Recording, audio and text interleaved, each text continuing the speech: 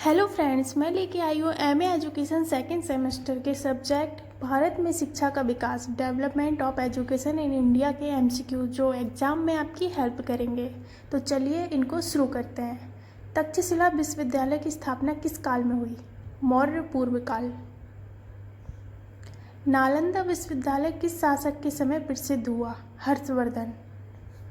प्राचीन शिक्षा प्रणाली का मुख्य उद्देश्य क्या था? आध्यात्मिक विकास।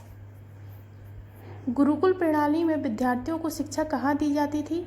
आचार्य के आश्रम में। मध्यकाल में मुस्लिम शिक्षा का प्रमुख केंद्र था? दिल्ली। मदरसों में मुख्य रूप से किस विषय की शिक्षा दी जाती थी? इस्लामी शास्त्र। वेदों की शिक्षा किस भाषा में होती थी? संस्कृत।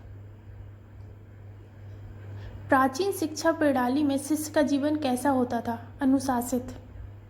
संस्कृत शिक्षा का प्रमुख केंद्र कौन सा था? मिथिला। मध्यकालीन भारत में शिक्षा का उद्देश्य क्या था? धार्मिक ज्ञान। मध्यकाल में फारसी भाषा का प्रचलन किस कारण हुआ? मुस्लिम शासकों के प्रभाव से। प्राचीन भारत में शिक्षकों को क्या कहा जाता था? आचार्य। वैदिक शिक्षा का प्रमुख अंग क्या था? यज्ञ। नालंदा में कौन सी भाषा प्रमुख रूप से पढ़ाई जाती थी? संस्कृत। शिक्षा ग्रहण करने वाले छात्र को क्या कहा जाता था? शिष्य। मध्यकाल में शिक्षा किस वर्ग तक सीमित थी? उच्च वर्ग। प्राचीन काल में परीक्षा किस प्रकार होती थी? मौखिक और व्यवहारिक। प्राचीन शिक्षा का वित्तीय स्रोत क्या था? समाज का दान। प्राचीन भारत में किस प्रकार की शिक्षा दी जाती थी? धार्मिक, व्यवहारिक, नैतिक, सभी। नालंदा विश्वविद्यालय का विनाश किसने किया? बख्तियार खिलजी ने। वुड का डिस्पैच किस वर्ष में आया था? 1854। वुड की डिस्पैच को किस नाम से जाना जाता था? भारतीय शिक्षा का संविधान। 1835 की शिक्षा नीति के जनक कौन थे? मैकाले। हंटर आयोग किस वर्ष गठित किया गया? 1882। 1882 का हंटर आयोग किस स्तर की शिक्षा से संबंधित था? प्राथमिक। 1904 के भारतीय विश्वविद्यालय के अध्यक्ष कौन थे? Lord Curzon. सैडलर आयोग का संबंध किस स्तर की शिक्षा से था? विश्वविद्यालय। सैडलर आयोग ने किस विश्वविद्यालय की समीक्षा की थी? कोलकाता। हार्टांग समिति का गठन कब हुआ था? 1929 में। हार्टांग समिति किस शिक्षा स्तर से जुड़ी थी? प्राथमिक। बर्धा योजना किस नेता से जुड़ी थी? गांधी जी। बर्धा योजना का प्रमुख उद्देश्य क्या था? बुनियादी शिक्षा। अंग्रेजों की शिक्षा नीति का मुख्य उद्देश्य क्या था? प्रशासनिक सहायक तैयार करना। भारतीयों के लिए अंग्रेजी शिक्षा की शुरुआत किसने की? मैकाले ने। वुड डिस्पैच ने किस भाषा को माध्यम बनाने की सिफारिश की? अंग्रेजी। किस आयोग ने महिलाओं की शिक्षा पर बल दिया? हंटर आयोग ने। ब्रिटिश काल में शिक्षा प्रणाली किस पर आधारित थी? पश्चिमी प्रणाली। 1854 के डिस्पैच के अनुसार विश्वविद्यालय की स्थापना कहाँ की गई? मुंबई, मध्य। अंग्रेजों ने भारत में शिक्षा क्यों शुरू की? प्रशासनिक कार्यों के लिए कर्मचारी तैयार करने हेतु। 1944 की सर्जेंट रिपोर्ट का उद्देश्य क्या था? 40 वर्षों की शिक्षा योजना। किसने नैतिक शिक्षा को शिक्षा का मूल तत्व बताया? गांधी जी ने। टैगोर की शिक्षा का मुख्य उद्देश्य क्या था? स्वतंत्र सोच। गांधी जी ने किस प्रकार की शिक्षा पर जोर दिया? कौशल आधारित शिक्षा।